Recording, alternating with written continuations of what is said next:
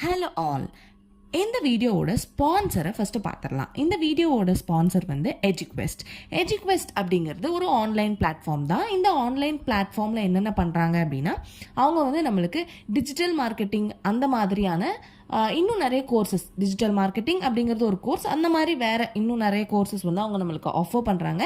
அது மூலிமா நம்மளால் A to Z ஃபுல்லாமே நம்மளால் கற்றுக்க முடியுது. அவங்க கொடுக்குற கோர்ஸ்னால ரொம்ப ஈஸியாக நம்மளுக்கு புரிகிற மாதிரி சொல்லித்தர்றாங்க.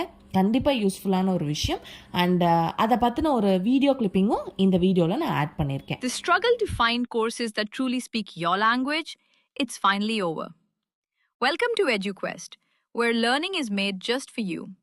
At EduQuest, we bring you a wide range of online courses, from career building programs to skill boosting masterclasses, all in your regional language. Because we believe language should never be a barrier to success. Our courses are tailor made after understanding what today's learners really need.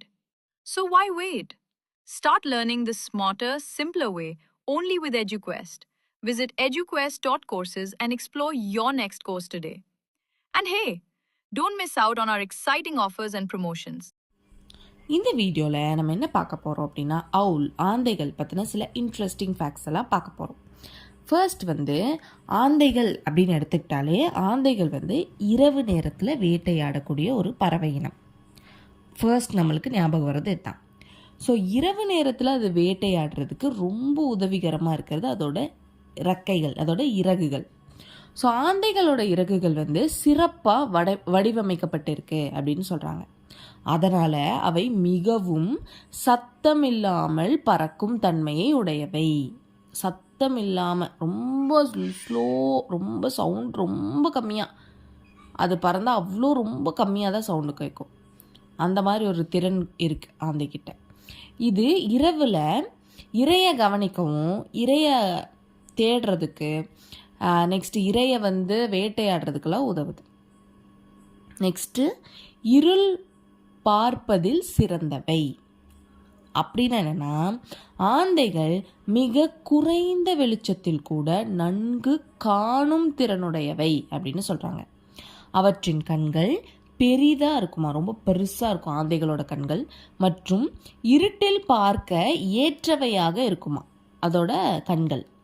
Next வந்து ஆந்தைகளோட தலையை வந்து 270 degree 270 degree வரை திருப்பக்கூடியதாக இருக்குமா அதோட கழுத்தானது.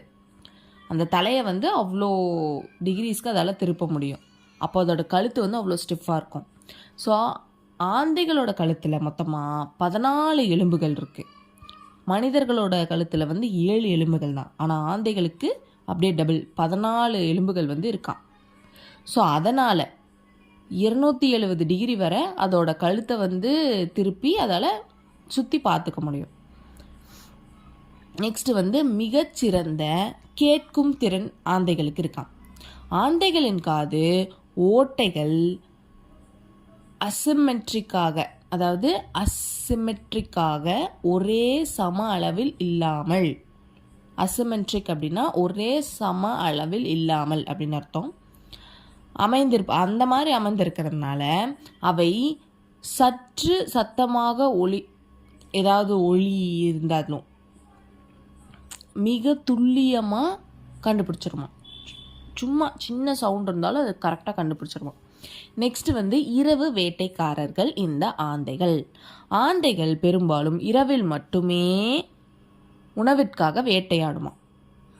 So அவை வந்து எலிகள், next வந்து புள்ளிகள், சிறு பறவைகள், அந்த மாதிரி விலங்குகளை வந்து வேட்டையாடி சாப்பிட்டுக்குது.